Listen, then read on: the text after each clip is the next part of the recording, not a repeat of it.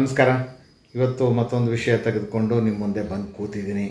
ಯಾರ್ಯಾರು ನನ್ನ ವಿಡಿಯೋಗಳನ್ನು ನೋಡ್ತಾ ಇದ್ದೀರಾ ದಯಮಾಡಿ ನನ್ನ ಚಾನಲ್ಗೆ ಸಬ್ಸ್ಕ್ರೈಬರ್ಗಳಾಗಿ, ಅಂದರೆ ಚಂದಾದಾರರಾಗಿ ಬಟನ್ ಒತ್ತುವ ಮೂಲಕ ಅಂತ ಹೇಳ್ತಾ, ಇವತ್ತು ನಾನು ನಿಮ್ಮ ಮುಂದೆ ಮಂಡಿಸಲಿರುವ ವಿಷಯ, ನೀವು ನಿಮ್ಮ ಕೇಸ್ನಲ್ಲಿ ಯಾರನ್ನು ವಿಟ್ನೆಸ್ ಆಗಿ ಎಕ್ಸಾಮ್ ಮಾಡ್ಬೋದು, ನಿಮಗೆ ಆಶ್ಚರ್ಯವಾಗ್ತಕ್ಕಂಥ ಇನ್ಫಾರ್ಮೇಷನ್ ಕೆಲವಿದೆ, ಅದರ ಬಗ್ಗೆ ಮಾತಾಡ್ತಾ ಇದ್ದೀನಿ. ಈಗ ನಿಮಗೆಲ್ಲ ಗೊತ್ತಿದೆ, ಬೇರೆ ಬೇರೆ ಕಾರಣ ಕೇಸ್ ಹಾಕ್ತೀರಾ, ಹೌದಾ? ವಾದಿ ಕೇಸ್ ಹಾಕ್ತಾರೆ ಪ್ರತಿವಾದಿ ವಿರುದ್ಧ. ಪ್ರತಿವಾದಿಗಳು ಒಬ್ಬರು ಇರ್ಬೋದು, ತುಂಬ ಜನ ಇರ್ಬೋದು. ವಾದಿಗಳು ಒಬ್ಬರು ಇರ್ಬೋದು, ಇಲ್ಲ ಜಾಸ್ತಿ ಜನ ಇರ್ಬೋದು. ಕೇಸ್ ಹಾಕ್ತಾರೆ.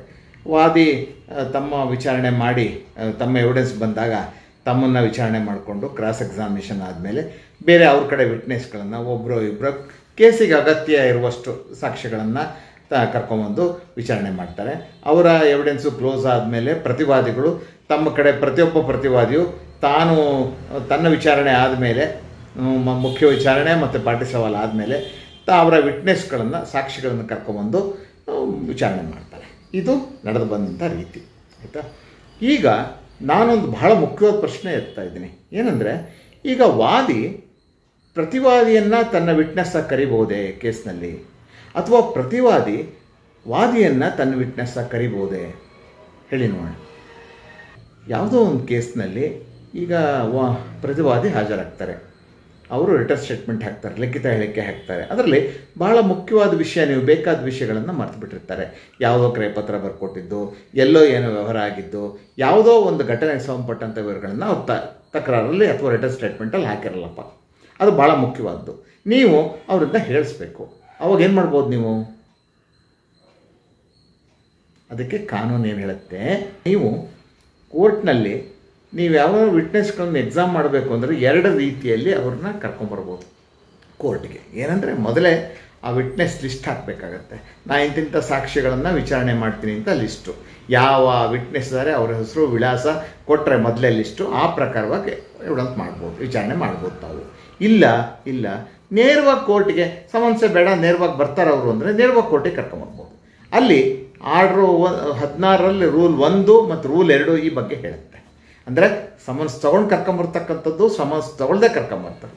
ಈ ಆರ್ಡ್ರ್ 16 ರೂಲ್ 1A ಏನು ಹೇಳುತ್ತೆ ಅಂದರೆ, production of witnesses without summons, ಯಾವುದೇ ಸಾಕ್ಷಿಯನ್ನು ಸಮನ್ಸ್ ಇಲ್ಲದೆ ಕರ್ಕೊಂಬರ್ತಕ್ಕಂಥದ್ದು ಕೋರ್ಟಿಗೆ. ಅಲ್ಲೇನು ಹೇಳ್ತಾರೆ, subject to the provisions of sub rule 3 of rule 1, any party to the suit may without applying for summons under rule 1 bring any witness to give evidence or to produce documents. ಅಂದರೆ summons ತೆಗೆದುಕೊಳ್ಳದೆ, summons ಪ್ರಾರ್ಥನೆ ಮಾಡದೆ ಯಾವುದೇ ವಿಟ್ನೆಸ್ನ ಪಾರ್ಟಿಗಳು ಕರ್ಕೊಂಬಂದು ವಿಚಾರಣೆ ಮಾಡ್ಬೋದು ಅಂತ ಹೇಳುತ್ತೆ.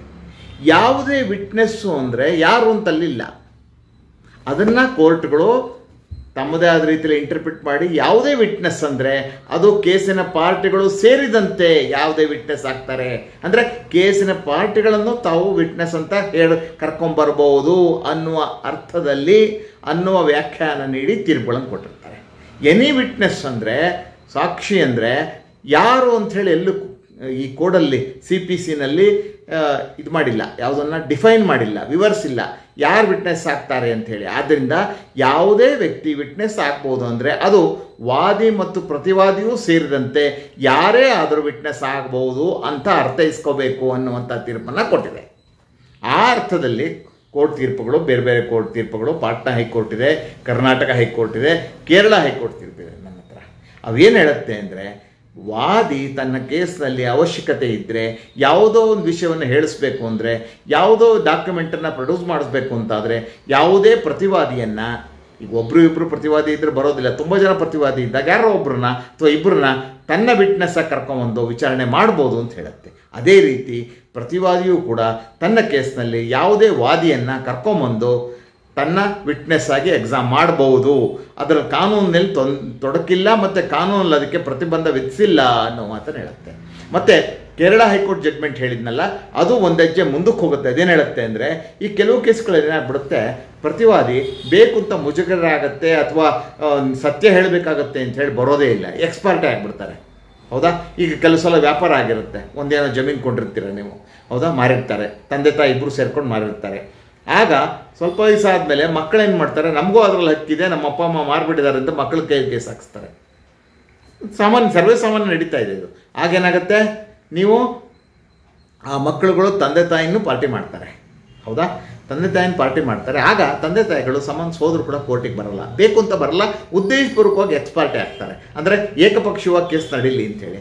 ಆ ಸಂದರ್ಭದಲ್ಲಿ ನೀವೀಗ ಕೊಂಡಿರ್ತಕ್ಕಂಥದ್ದು ಸೇಲ್ ಡೀಡ್ ಮಾಡಿಕೊಟ್ಟಿರೋದು, ಆ ಸಂದರ್ಭದಲ್ಲಿ ನಾವೇ ಮಾಲೀಕರು ಅಂತ ಅವ್ರು ಹೇಳಿರ್ತಕ್ಕಂಥದ್ದು, ಅದಕ್ಕೆ ಪೂರಕವಾದ ದಾಖಲೆ ಕೊಟ್ಟಿರ್ತಕ್ಕಂಥದ್ದನ್ನು ಯಾರ ಮೂಲಕ ಹೇಳಿಸ್ಬೇಕು? ಆ ತಂದೆ ತಾಯಿಗಳ ಮೂಲಕ ಹೇಳಬೇಕು. ಆಗ ತಂದೆ ತಾಯಿ ಎಕ್ಸ್ಪಾರ್ಟಿ ಆಗಿದ್ದರೂ ಕೂಡ ನೀವು ಅವ್ರನ್ನ ನಿಮ್ಮ ವಿಟ್ನೆಸ್ನ ಕರಿಬೋದು ಕೋರ್ಟಿಗೆ. ಅವರು ಎಕ್ಸ್ಪಾರ್ಟಿ ಆಗಿ ತಪ್ಪಿಸ್ಕೊಳ್ಳೋಕೆ ಬರೋದಿಲ್ಲ. ಇದು ಕೇರಳ ಹೈಕೋರ್ಟಿನ ಜಡ್ಜ್ಮೆಂಟು. ಯಾವುದು ಅಂದರೆ ಜಡ್ಜ್ಮೆಂಟ್ಗಳು ನಾನು ಕೋರ್ಟ್ ಮಾಡಿದ್ದು ಒಂದು ಕರ್ನಾಟಕ ಹೈಕೋರ್ಟ್ ಜಡ್ಜ್ಮೆಂಟು ಏನಂದರೆ MC ಆನಂದ್ ಮತ್ತು ಇತರರು ವರ್ಸಸ್ ಚಿಕಾನೆ ಆ್ಯಂಡ್ ಅನದರ್ ಅಂತ. ಇದು AIR 2001 ಕರ್ನಾಟಕ 139ನಲ್ಲಿ ರಿಪೋರ್ಟ್ ಆಗಿದೆ. ಆಯಿತಾ. ಮತ್ತು ಇನ್ನೊಂದು ಪಾಟ್ನಾ ಹೈಕೋರ್ಟ್ ಜಡ್ಜ್ಮೆಂಟು, ಇದು Awadh Kishore Singh and another versus bridge Bhushan Singh ಅಂಥೇಳಿ. ಮತ್ತು ಅದು AIR 1993 ಪಾಟ್ನಾ 122 ಈ ಪೇಜ್ನಲ್ಲಿ ರಿಪೋರ್ಟ್ ಆಗಿದೆ. ಮತ್ತು ಮೂರನೇದು ಕೇರಳದ ಹೇಳಿದ್ನಲ್ಲ, ಕುಮಾರಪಿಳ್ಳೈ ವರ್ಸಸ್ ಥಾಮಸ್ ಅಂತ, ಇದು AIR 1961 ಕೇರಳ 287 ಪೇಜಲ್ಲಿ ರಿಪೋರ್ಟ್ ಆಗಿದೆ.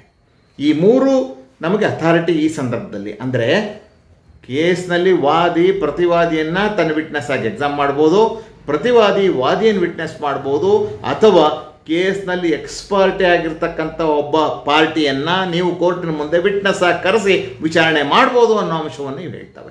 ಇದು ಆರ್ಡರ್ 16 ರೂಲ್ 2ಗೆ ಪೂರಕವಾಗಿದೆ ಈ ಜಡ್ಜ್ಮೆಂಟು.